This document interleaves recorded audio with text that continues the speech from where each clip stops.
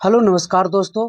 एक बहुत बड़ी ब्रेकिंग न्यूज आ रही है। बीजेपी की सीटों में जो एनडीए गठबंधन का सीट बंटवारा उसमें कुछ उलटफेर हो गई है और बहुत बड़ी खबर ये है कि उसमें एक पार्टी और शामिल हो गई है।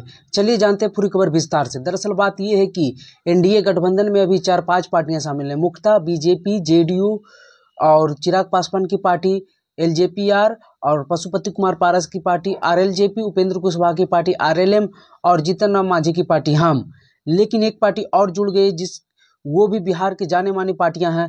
और ऐसे तो बिहार में जितने भी छोटी छोटी पार्टियां हैं सभी जाति आधारित पार्टियां हैं। तो अभी साहनी जो मुकेश साहनी की पार्टी है वीआईपी, वो भी पार्टी अब एनडीए के साथ जुड़ने जा रही है। ये ब्रेकिंग न्यूज है। जी हाँ, एनडीए के साथ संभावना बहुत ज्यादा जग रही है कि मुकेश साहनी एनडीए में शामिल हो जाएंगे। और रात में दिल्ली में अमित शाह से उनकी बातचीत हो गई है और बात फाइनल मुकाम पर है, क्योंकि अभी सीट बंटवारे को लेकर एनडीए में काफी घमासान मचा हुआ है और एनडीए इसे पूरा करना चाहती है। हालांकि नीतीश कुमार अभी लंदन गए हुए हैं और उसके चलते सीट बंटवारों को लेकर कुछ मीटिंगें चल रही है। बिहार में भी अभी प्रदेश अध्यक्ष सम्राट चौधरी और उप मुख्यमंत्री सम्राट चौधरी जो हैं और सेकंड उप मुख्यमंत्री विजय कुमार सिन्हा दोनों मिलकर बिहार बीजेपी के जितने भी उम्मीदवार हैं सभी का लिस्ट केंद्रीय नेतृत्व को सौंप दिए हैं। और वही नित्यानंद के घर पर मीटिंग हुई जिसमें से एनडीए के जो भी सहयोगी दल हैं उनके सीट बंटवारे को लेकर बातें चल रही है।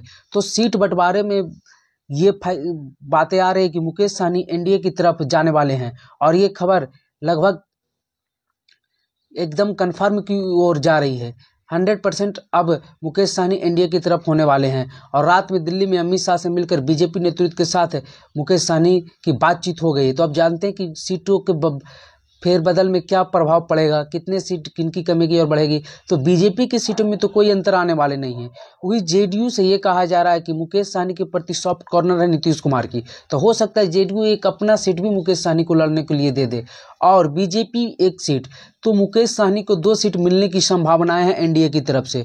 तो इससे जो पहले एनडीए में आए हुए थे और जिनकी 2 सीट की चाहत थी तो वो नाराज भी हो सकते हैं। जैसे उपेंद्र कुशवाहा को 1 सीट मिल रहा है, जीतन राम मांझी को 1 सीट मिल रहा है। उपेंद्र कुशवाहा की काफी दिली इच्छा थी कि उन्हें 2 सीट कम से कम दिया जाए, लेकिन उन्हें 1 सीट पर ही मनाया जा रहा है जैसी खबरें आ रही है।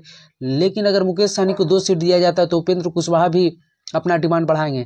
लेकिन खबरें ये निकल के आ रही है कि बातें पक्की हो चुकी है। जिसको जैसे मिला था उपेंद्र कुशवाहा को 1, जीतन राम मांझी को और चिराग पासवान का हो सकता है 1 सीट घटा दिया जाए। अभी खबरें के अनुसार चिराग पासवान को 4 सीट दिए जाना है। लेकिन अगर मुकेश सहनी इधर पूरी तरह से आ जाते, ऐलान हो जाता है, तो चिराग पासवान को 3, मुकेश सहनी को 2, उपेंद्र कुशवाहा को 1 और जीतन राम मांझी को 1। बीजेपी अपना 17 पर लड़ेगी और जेडीयू का जो 15 या 16 पे करेगी।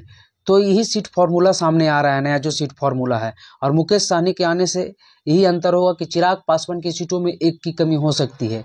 हालांकि चिराग पासवान भी अभी भी अड़े हैं 5 सीट को लेकर, लेकिन खबर ये आ रही है कि 4 सीट पर बीजेपी ने उन्हें मना लिया। लेकिन अगर मुकेश सहनी इधर आते हैं तो चिराग पासवान की 1 सीट काटकर मुकेश सहनी को दे दिया जाएगा, ऐसी खबरें आ रही है। चलिए ऐसे ही इंफॉर्मेटिव और नई जानकारी वाली वीडियो देखने के लिए हमारे चैनल पर बने रहें। और मगे खबर फेसबुक पेज को भी जाकर फॉलो कर लें और इंस्टाग्राम पर भी मगे खबर है उसे भी जाकर फॉलो कर दें। जय हिंद।